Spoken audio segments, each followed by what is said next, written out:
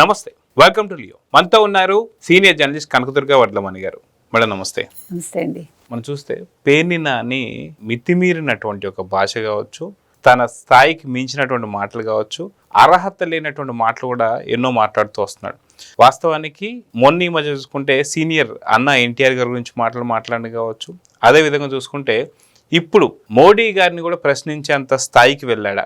వాస్తవానికి మోడీ గారు చెప్పినటువంటి ఒక కొన్ని సూచనలని దాన్ని వ్యంగ్యంగా మాట్లాడుతున్నాం. వాస్తవానికి అవన్నీ మాట్లాడే ముందు హెలికాప్టర్లో ఈరోజు జగన్మోహన్ రెడ్డి గారు కూడా ప్రయాణించారు. సో ఎందుకని జగన్మోహన్ రెడ్డి గారిని ప్రశ్నించలేకపోతున్నాడు? భయమా అంటే ఏం చెప్తారు? మొట్టమొదటిది ఏంటంటేనండి, పిచ్చెక్కిందా పిచ్చి కుక్క కరిచిందా పేరుని నానికని అందరూ అనుకుంటున్నారు. రెండు, మొన్న రాత్రి దిగాడు జగన్. దిగాక నేను ఏమైంది పాపం, 11వ తారీఖు దిగినట్టున్నాడు. 11 దిగాడు, కలిసి వచ్చిన నెంబరు. మొన్న దిగేసరికి ఏం జరిగింది, మోదీ గారు ఎవరి ఇళ్ళకి వెళ్ళారు పాపం, పవన్ కళ్యాణ్ ఇంటికి వెళ్ళారు. ఆయనతో చాలా సేపు స్పెండ్ చేశారు. అన్నా లెజ్నోవాకి అమ్మ నువ్వు పవన్ కళ్యాణ్ జాగ్రత్తగా చూసుకోవాలి, ఆయన ఆరోగ్యం చాలా ముఖ్యం అని చెప్పారు. చెప్పాక ఆవిడ కూడా అన్నా లెజ్నోవా కూడా తప్పకుండానండి నేను బాగా చూసుకుంటానని హామీ ఇచ్చారు. ఇంకొకటి ఏం జరిగింది, గంటన్నర సేపు చంద్రబాబు నాయుడు గారి ఇంట్లో కుటుంబంతో ఆయన గడిపి అక్కడ రాముల వారి పూజ చేసి, అది కూడా హైదరాబాద్లో, తెలంగాణలో. మరి ఎలా మండి ఉంటుంది జగన్మోహన్ రెడ్డికి? మామూలుగా మండుతుందా? ఆ మంట ఎవరి దగ్గర నుంచి వచ్చింది? ఇప్పుడు ఎవరి నోట్లోంచి వచ్చింది? అది పేరుని నాని నోట్లోంచి వచ్చింది. అంటే మీరు అన్నారు దమ్ము లేదా ధైర్యం లేదా అంటే ఆ పదాలు ఆయన డిక్షనరీలో లేవు. జగన్మోహన్ రెడ్డి డిక్షనరీలో ఆ రెండూ లేవు. చేత కాని వాడే పక్కవాడి చేత మాట్లాడిస్తాడు ఎప్పుడు కూడా. ఆయన 5 ఏళ్ళు అదే చేశాడు. ఆయన ముఖ్యమంత్రిగా ఉండి ముఖ్యమంత్రి తీసుకున్న నిర్ణయాలను కూడా ప్రకటించలేకపోయాడు. ఎప్పుడైనా ప్రకటించాడా? మీకు తెలుసా? మీకు గుర్తుందా? I don't think so. కాబట్టి చేతకాని చేవలేని ఒక వ్యక్తి, ఒక జగన్మోహన్ రెడ్డి ఏం చేశాడు, పేరుని నాని చేత మాట్లాడించాడు. మొట్టమొదట ఎన్టీఆర్ గారి కుమార్తె వివాహం గురించి మాట్లాడాడు. పేరుని నాని, ఆఫ్టర్ ఆల్ పేరుని నాని, గుర్తుపెట్టుకోండి, ఆఫ్టర్ ఆల్ అన్నాను నేను. ఎందుకన్నానంటే అసలు నువ్వెవడివి, అసలు who are you to talk about NTR garu or ఆయన తీసుకున్న నిర్ణయం గురించి మాట్లాడడానికి? అసలు నువ్వెవరు, నీకేం అర్హత ఉంది? ఎందుకంటే ఆయన ఫస్ట్ ఎన్టీ రామారావు గారు లేరు, జీవించి లేరు వారు. రెండు, ఆయన కూతురు విషయంలో ఆయన ఏ నిర్ణయం తీసుకోవాలో చెప్పడానికి నువ్వెవడవు అసలు? అప్పటికి నువ్వు పుట్టావా, పుట్టలేదా, లేకపోతే బచ్చాగాడివా? అప్పటికి నువ్వు ప్రశ్నించే స్థాయికి ఎలా వచ్చావు ఈరోజు? ఎందుకంటే ఆయన కూతుర్నిట చంద్రబాబు నాయుడుకి ఇవ్వకుండా వేరే వాళ్ళకి ఇచ్చుంటే ఆంధ్రప్రదేశ్ రాష్ట్రానికి ఈ దరిద్రం పట్టి ఉండేది కాదుట. అసలు దరిద్రమే మీ జగన్మోహన్ రెడ్డి.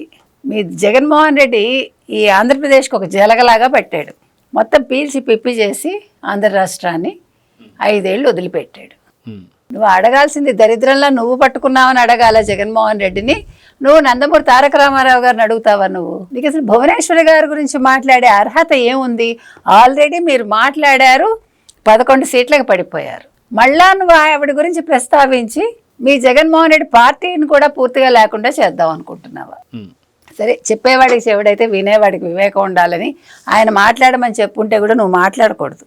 నువ్వేమనుకోవాలి, నా స్థాయి ఏంటి, నేనేంటి, నేను నందమూరి తారక రామారావు గారు తీసుకున్న నిర్ణయం గురించి నేనెవరు మాట్లాడటానికి, నేనెవరు ప్రశ్నించడానికి అని అనుకోవాలా అక్కర్లేదా? అంటే నువ్వు ఎంత పనికిమాల వాడివైతే ఈ పని చేస్తుంటావు. నీకు బుర్ర మోకాల్లో కాదు చీలమండల్లో ఉంటుంటుంది. రెండోది ఏం చేశాడు, అసలు నువ్వు నిన్నను బీజేపీని ఇట్లా ప్రశ్నించావు. నీకు అంత ధైర్యం ఎక్కడి నుంచి వచ్చింది పేరుని నాని?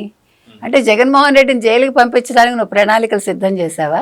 లేకపోతే మీ జగన్మోహన్ రెడ్డి తెలియక, అంటే ఇంత ఆలోచించకుండా, దూరాలోచన లేకుండా దురాలోచనతో నీ చేత మాట్లాడించాడు. ఇవాళ బీజేపీని ప్రధాని మోదీ తీసుకున్న నిర్ణయాన్ని నువ్వు వ్యంగ్యంగా మాట్లాడుతున్నావంటే నీకు ఎంత ఒళ్ళు కొవ్వెక్కుండాలి. అంటే మోడీ గారిని కూడా రైల్లో రమ్మనేంత దాకా మాట్లాడుతున్నాడంటే, అదే నేను ఇక్కడ ఏం ప్రశ్నిస్తున్నానంటే, ఏమన్నాడు ఆయన? చెప్పింది బాగుంది, బంగారం కొనొద్దన్నాడు, పెట్రోలు డీజిల్ లాంటివి తక్కువ వాడండి, మీరు ఇంట్లోంచి వర్క్ చేసుకోండి, లేకపోతే ఎంఎంటీఎస్లో రండి, లేకపోతే మెట్రో రైల్లో రండి, బస్సులు ఎక్కండి అన్నాడు. అంతా బాగానే ఉంది. ఆయన కూడా ఢిల్లీ నుంచి రైల్లో ప్రయాణించవచ్చు కదా అన్నాడు. అందుకే ఇందాక బుర్ర ఎక్కడుందన్నాను, చీలమండల్లో ఉందన్నా. జగన్మోహన్ రెడ్డి ఒక అల్ప ప్రాణికి 926 మంది ప్రైవేట్ సైన్యం, ప్రైవేట్ సెక్యూరిటీ, అది కాకుండా అధికారులు, అది కాకుండా ఒక పెద్ద ముళ్ళ కంచె. ఇవన్నీ ఎందుకు నాయనా? ఇవన్నీ ఎందుకు? ఇప్పుడు కూడా ఎంత కాన్వాయి, ఎంత సెక్యూరిటీ, గట్టిగా మాట్లాడలేడు, గట్టిగా బయటకు వచ్చి ఎవరిని కలవలేడు. ఇప్పుడు అసలు విదేశీ ప్రయాణం వద్దన్నాడు ఆయన. ఈయన లండన్ వెళ్ళొచ్చాడు కదా. మీరు పోయి మోదీని ప్రశ్నించే స్థాయి మీది. ఆయన ఎంత సింప్లిసిటీ, ఎంత సింపుల్ లివింగ్ అయింది. ఒక్కసారి ఆయన ఇల్లు వెళ్ళి చూడు గుజరాత్లో. ఆయన తల్లి గారు పోతే మరణిస్తే ఎంత సింపుల్గా కర్మకాండాలు చేసి ఎవరిని రానివ్వకుండా. నీకు అసలు గుజరాతీ వాళ్ళ గురించి ఏం తెలుసు పేర్ని నాని? అసలు వాళ్ళ లైఫ్ స్టైల్ నీకు తెలుసా? అసలు హౌ సింపుల్ అండ్ వాళ్ళు అసలు ఎంత పొదుపుగా ఎంత సింపుల్గా బతుకుతారో తెలుసా? ఇప్పుడు మోదీ గారు వాడుతున్న వాటిల్లో ఆయన లగ్జూరియస్ అంటే ఆయన వేసుకునే బట్టలు అంతే. ఆయన ఆహారం కూడా చాలా సింపుల్ ఆహారం, మితాహారం, మితంగా తింటారు. చాలా మామూలు సాధారణ ఆహారాన్ని స్వీకరిస్తారు. ఆయన పని చేసినట్టు నువ్వు కూడా పని చేయలేవు. అంటే ఆయన చేసిన దాంట్లో 4వ వంతు కూడా చేయలేవు. మీరు పోయి మోదీని ప్రశ్నిస్తున్నారు. నువ్వు ఎవరిని ప్రశ్నించాలి? నీ జగన్మోహన్ రెడ్డిని ప్రశ్నించాలి. అన్న అసలు ఇంత డబ్బు ఎలా వచ్చింది? ఇంత విలాసంగా ఎందుకు బతుకుతున్నావు? అసలు ఇన్ని కార్లు ఎందుకు నీకు? నువ్వు ఎందుకు స్పెషల్ ఫ్లైట్స్లో వెళ్తావు? ఇన్ని ప్యాలెస్లు అవసరమా? 2 కిలోమీటర్లకి మన హెలికాప్టర్లో వెళ్ళాలా? అదేదో గవర్నమెంట్ కార్ ఇస్తే బాగలేదని మళ్ళీ ఇంకో కొత్త కార్ తెచ్చుకుని ఈ కార్ను కూడా వెనకాల నడిపించుకుని వెళ్ళాలా మనం అని అడగాలిగా. అది కాక ఈ రోజు పెళ్లికి వెళ్ళినటువంటి సందర్భంలో కూడా హెలికాప్టర్లోనే వెళ్ళినటువంటి సందర్భం చూసాం.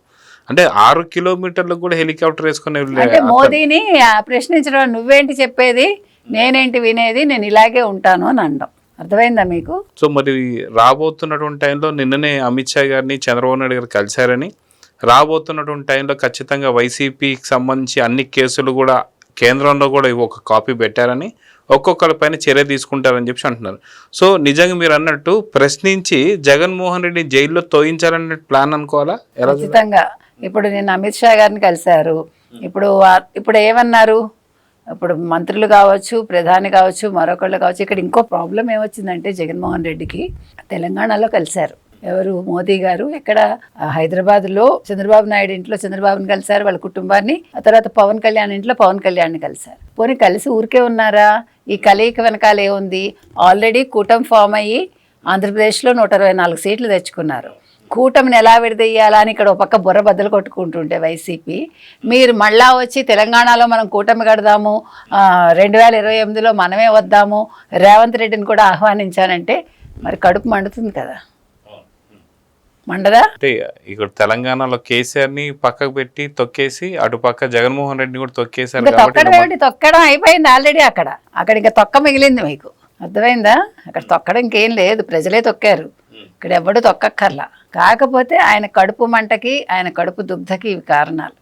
అందుకని అదో ఆడలేక మధ్యలో ఓటు అన్నట్ట. అలాగా ఇవాళ ఇవన్నీ కూడా ఆయన నోట్లోంచి రప్పించాడు. అంటే ఇంకా చేతకాని ఒక అధ్యక్షుడు అనాలో, చేతకాని రాజకీయ నాయకుడు అనాలో నాకు తెలియదు. మొత్తానికి జగన్మోహన్ రెడ్డికి అయితే వాయిస్ లేదు. He cannot question anybody. ధైర్యంగా మోదీని అసలు అడగలేడు. మీరు అన్నట్టుగా ఇప్పుడు ఆయన జైలుకి పంపించడమే పేర్ని నాని లక్ష్యం అనేది మనకి క్లియర్గా అర్థమవుతోంది. కాబట్టి అమిత్ షా కూడా అక్కడ పావులు కదుపుతున్నారు. షా ఎప్పుడు చెక్ పెడతారా అనేది మనం వేచి చూడాలి. సో చూద్దాం మేడం. ఖచ్చితంగా కంప్లీట్గా ఒకదాని తర్వాత ఒకసారి మోడీని కలవడం, మరుసటి రోజే షాని కలవడం మనం చూస్తూ వస్తున్నాం. సో కంప్లీట్గా ఎలాంటి చర్యలు తీసుకోబోతున్నారు అనేది చూద్దాం. మరి నమస్తే. Please subscribe to Leo news for more videos.